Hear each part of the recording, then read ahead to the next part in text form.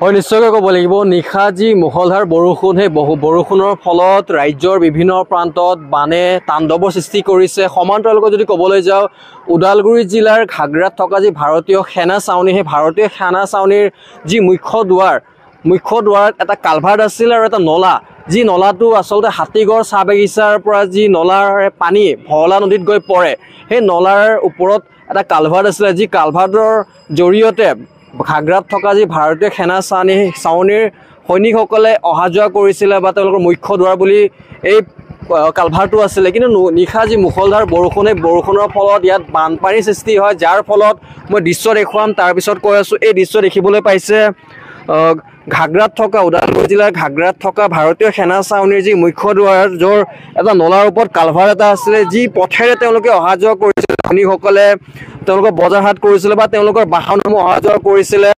আৰু সমান্তৰালকৈ যদি ক'বলৈ যায় এখন বিদ্যালয় আছে, যিখন বিদ্যালয়ৰ ছাত্ৰ ছাত্ৰীসকলে সদায় অহা যোৱা কৰে। বৰ্তমান পৰীক্ষাৰ বতৰে আৰু পৰীক্ষাৰ বতৰতে নিশা যি মুষলধাৰ বৰষুণ তাৰ ফলত বানপানীৰ সৃষ্টি হয়। বানপানীৰ ফলত দেখিবলৈ পাইছে এই দৃশ্য যে কেনেধৰণৰ গৰাখহনীয়া হৈছে আৰু কেনেদৰে যি ঘাগ্ৰা কুৰামুৰ সংযোগী যি পথ সেই পথটোক আধা বানপানী নিজৰ কবলত লৈ লৈছে। আৰু এই দৃশ্য মোৰ সতীৰ্থ সুৰেন দিগালে দেখুৱাই আছে কেনেদৰে এটা ভয়ানক দৃশ্য। আৰু ক'বলৈ নিশা এটি বাহন এল্টো বাহন এখনো ইয়াত সম্পূৰ্ণকৈ ইয়াত পৰি গৈছিলে আৰু কথমপি যি চালকজন আছিলে চালকজন কথমপি তেওঁৰ প্ৰাণ ৰক্ষা কৰিছিলে ইয়াৰ স্থানীয় লোকসকলে।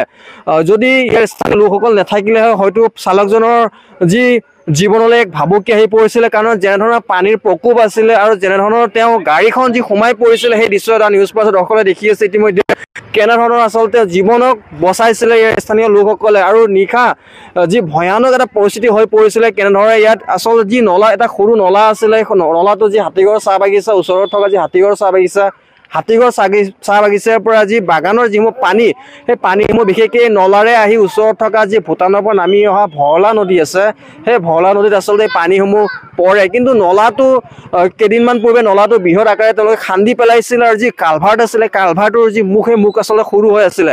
সেইবাবে যি পানীৰ প্ৰকোপে কালভাৰ্টৰ যি লোড ল'ব এটা ক্ষমতা থাকি লোড ল'ব পৰা নাছিলে, যাৰ বাবে কাষেৰে আচলতে পানীয়ে কাষেৰে যি ছাইড সেই ছাইড ভাঙি ঘাগ্ৰা কুৰামুৰ সংযোগী যি পথ সেই পথৰ আধা গৰাখহনীয়া খহাই পেলাই। আৰু বৰ্তমান সময়লৈকে ঘাগ্ৰা কুৰামুৰ সংযোগী যি পথ সেই পথৰো কিন্তু যথেষ্ট হৈছে বাহন চলাচলৰ সমস্যা তেওঁলোকৰ অসুবিধাৰ সন্মুখীন দৃশ্যখন কেন্দ্ৰ আছে বিপদযুক্ত হৈ আছে এই পথসমূহ। আৰু ভাৰতীয় সেনাৰ যি গেট সেই গেটো মোৰ দৃশ্য সতীৰ্থ দেখুৱাই আছে।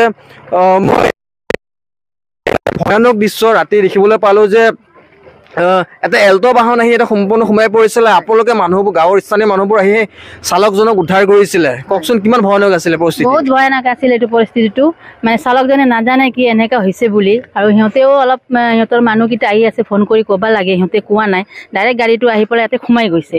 দুটা চকা তলত ওপৰত আছিল, সিহঁতে যেনে তেনে ওলাইছে আৰু গাড়ীৰ পৰা। পিছত দেখোঁতে এইটো মানে বহুত ভয়াৱহ দৃশ্য আছিল। আৰু যিটো আপোনাৰ খহনীয়া এটা হৈছে আশা কৰিছিল নে কেতিয়াবা যে এনেধৰণৰ খহনীয়া হ'ব? নাই কেতিয়াও এইটো আশা নাছিল। মানে সিহঁতে কি কৰিছে, এইটো অলপ আৰ্মি কেইটাৰো ভুল আছে।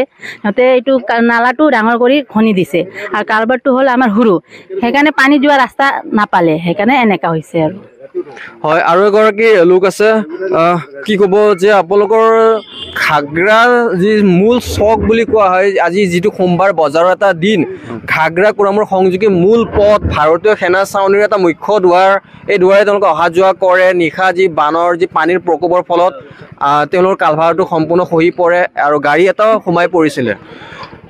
সেনাৰ দুৱাৰ লগতে স্কুলৰ আমাৰ ইয়াৰ বিকাশ বিদ্যালয় স্কুলৰ এটা ইজু দুৱাৰ বুলি আমি ভাবোঁ। আৰু ইয়াতে এনেকুৱা পৰিস্থিতি আহিছে মই পুৱাতে গম পাইছোঁ। আৰু লগতে এইটো নলা হয়, কিন্তু নদী হওঁতে টাইম নালাগে। এইটো আপোনালোকে চাব পাৰে, নদী হওঁতে টাইম নালাগে।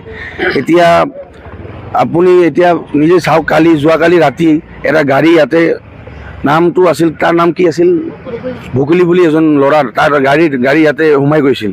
আমাৰ স্থানীয় 4-5জন লোক তাক যেনে তেনে বচাইছে, নহ'লে বহুত ভয়াৱহ পৰিস্থিতি আহিলে হয়। মানে এতিয়া যি পথটো ভাঙি পৰিছে, মেৰামতি কোনে কৰিব? কাৰণ যিটো ভাৰতীয় সেনাৰ পথ তেওঁলোকে অহা যোৱা কৰিছিলে পথটোৰে, সেইটো মেৰামতি ভাৰতীয় সেনাই কৰিব কৰাটো।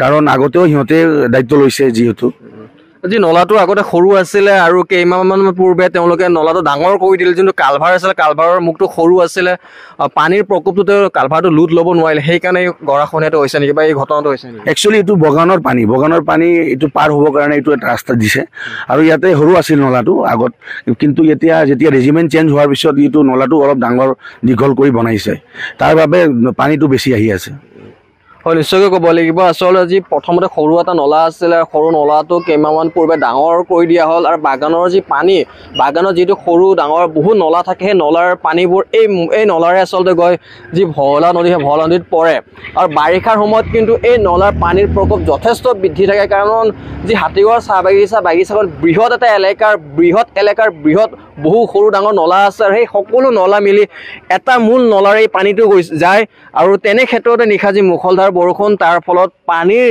যি পৰিমাণ যথেষ্ট বৃদ্ধি পাইছিল আৰু যাৰ ফলস্বৰূপে এনেধৰণৰ খহনীয়া হৈছে এতিয়া লক্ষণীয় এয়া হ'ব যে এই যি ভাৰতীয় সেনাৰ মুখ্য দুৱাৰস্বৰূপ যি ঘাগৰাৰ লগত সংযোগ কৰে এই নলাটো যদি সোনকালে প্ৰশাসন বা বিভাগে মেৰামতি কৰি নিদিয়ে তেন্তে কিন্তু ভাৰতীয় সৈনিকসকল বাহিৰলৈ ওলাই যোৱাৰ ক্ষেত্ৰত বা অহা যোৱা কৰাৰ ক্ষেত্ৰত যথেষ্ট সমস্যাৰ সন্মুখীন হ'ব সমান্তৰালকৈ যি এখন বিদ্যালয় আছে সেই বিদ্যালয়ৰ কিন্তু ছাত্ৰ ছাত্ৰীসকলৰ অহা যোৱাত যথেষ্ট সমস্যা হ'ব